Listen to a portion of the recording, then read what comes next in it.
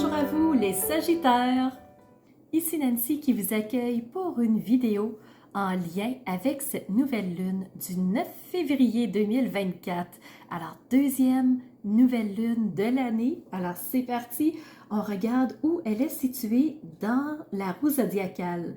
Alors, une nouvelle lune, c'est en fait une lune et un soleil qui sont situés au même degré, aux mêmes minutes, dans le même signe. On les retrouve tous les deux, ces astres-là, dans le signe du Verseau pour cette nouvelle lune. Donc, c'est le Verseau qui accueille le soleil et la lune à 20 degrés 41 minutes tous les deux. Donc, qu'est-ce que ça veut dire une lune et un soleil en Verseau? Bien, le Verseau, c'est un signe qui est révolutionnaire, qui s'organise pour trouver l'idée idéal pour régler une problématique. C'est un signe qui peut être, oui, rebelle, parce que, écoute, j'ai trouvé mon idée, donc que tu me suives ou pas, moi, ben, c'est par là que je vais. Alors, est-ce que tu me suis? Oui, super. Non, pas grave, je continue. Alors, le Verseau, c'est un signe qui est vraiment orienté vers l'avant, un peu comme le Bélier, donc vraiment qui veut passer à la prochaine étape, qui veut régler les choses.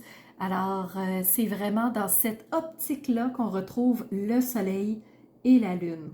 Donc, soleil représente l'expression de qui nous sommes.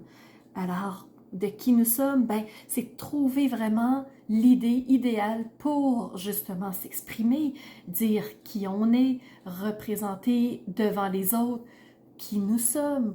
Et oui, on peut être un peu rebelle, on peut avoir des idées originales, on peut avoir envie de dire, ben moi je vais dans une direction que ceux qui m'aiment me suivent. Alors le soleil peut prendre cette teinte-là en Verseau.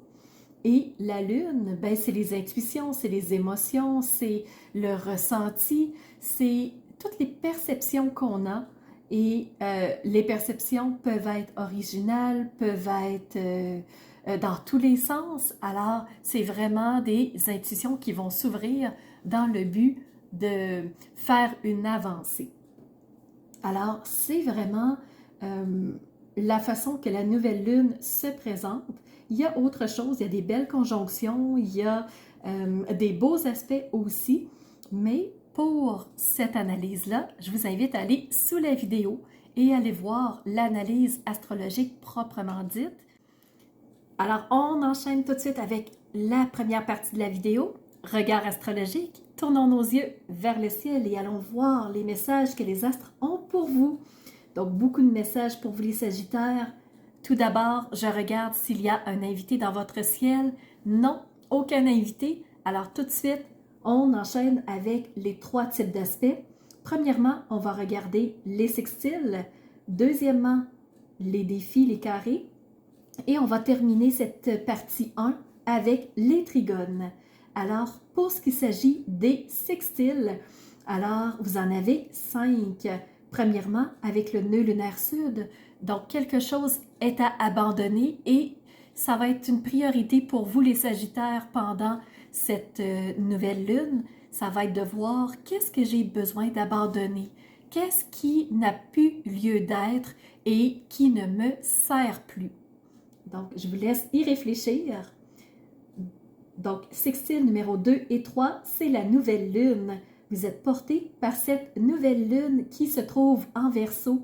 Alors, Sagittaire, l'expression de soi et la lune, ce sont les ressentis, les émotions, les perceptions qu'on a.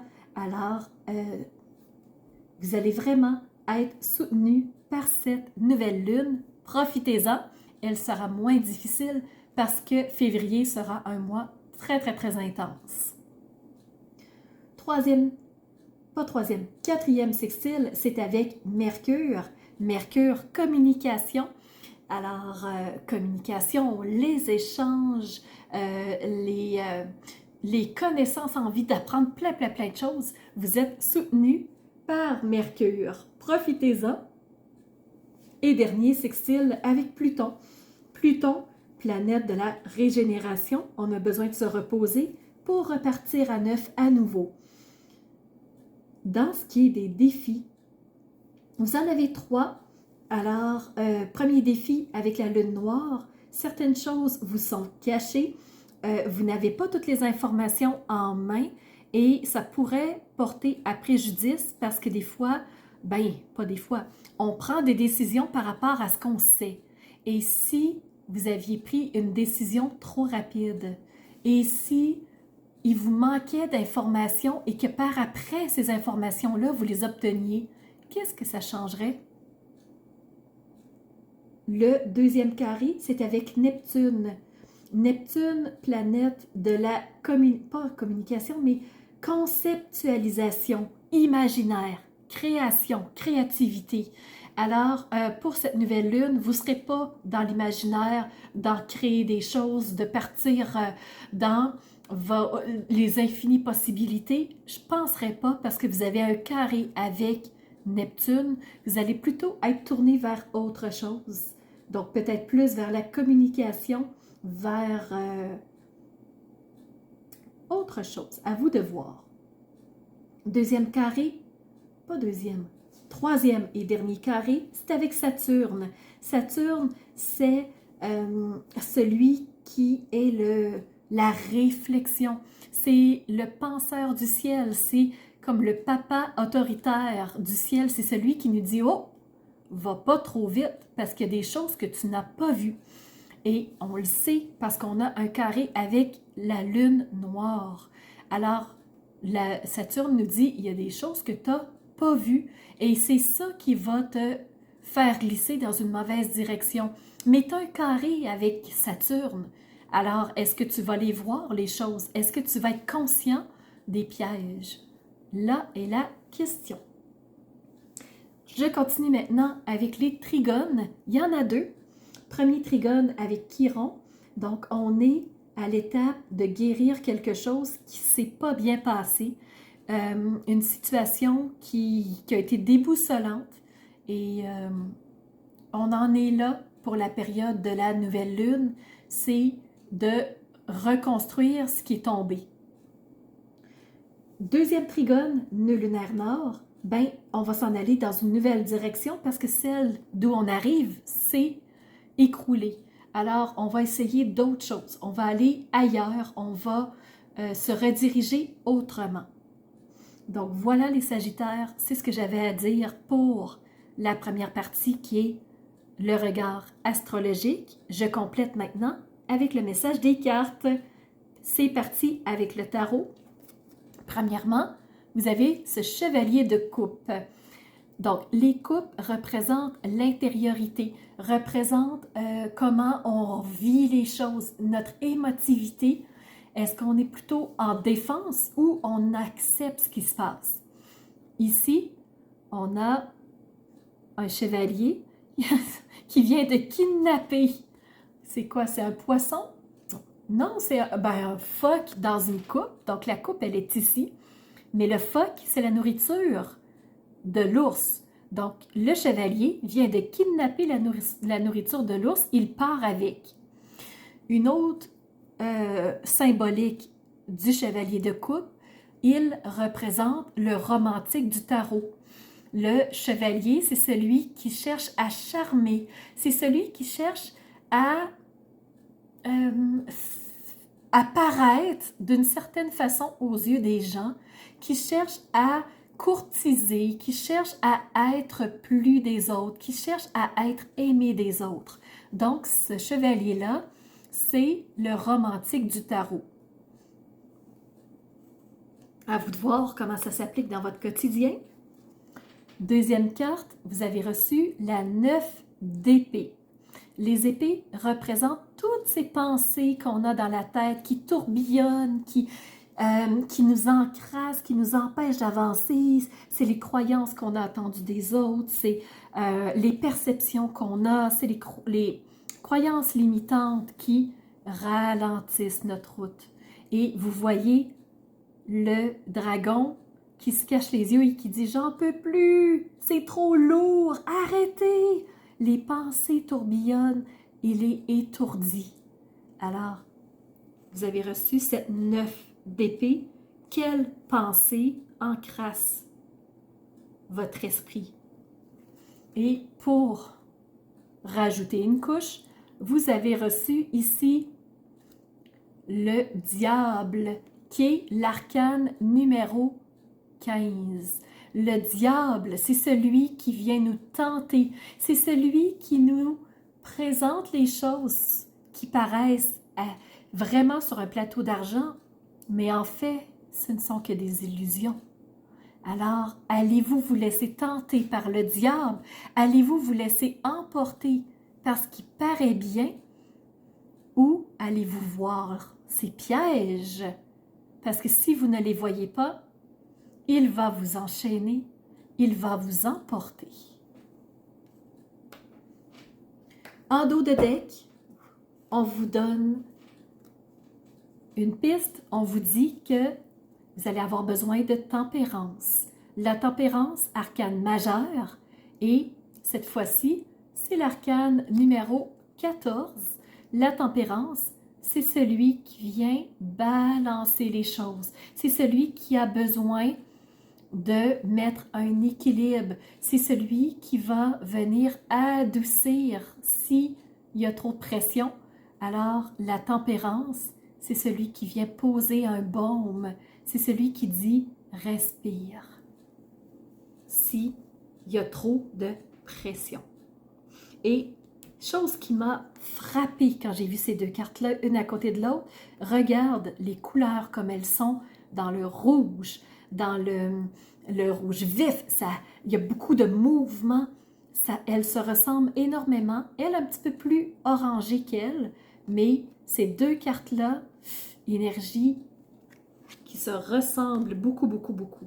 Et les deux autres qui sont dans une énergie un peu plus calme, plus posée.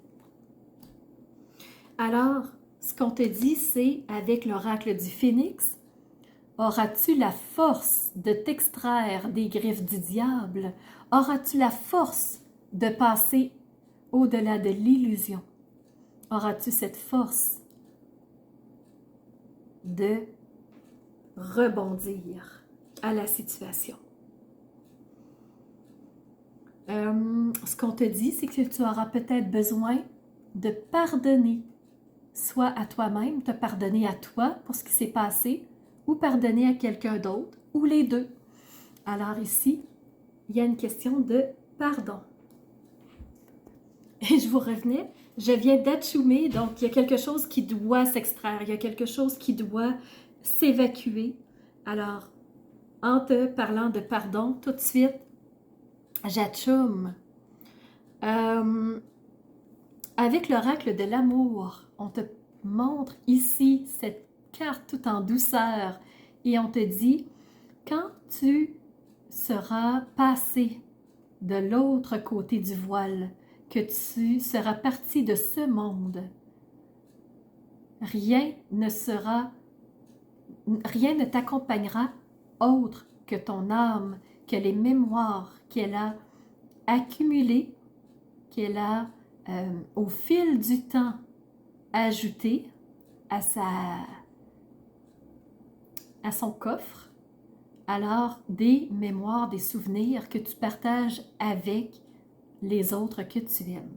Donc, quel souvenir vas-tu emporter avec toi? Et première carte qu'on parlait, c'est l'amoureux du tarot. C'est le romantique du tarot. Dernière carte, ici, oracle du dragon, on te parle du dragon source.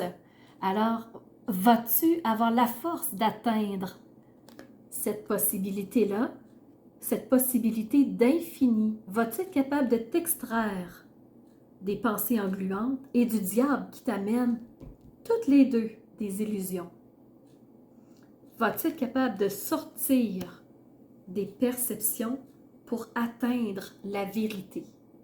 Donc, c'est ce que j'avais à te dire, les Sagittaires, sortir des perceptions pour atteindre la vérité. Ça me plaît comme titre.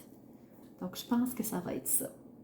Alors, je te remercie d'avoir été présent, d'avoir regardé la vidéo et peut-être même que tu es un habitué. Je te remercie sincèrement d'être là et de m'accompagner au travers des lunaisons.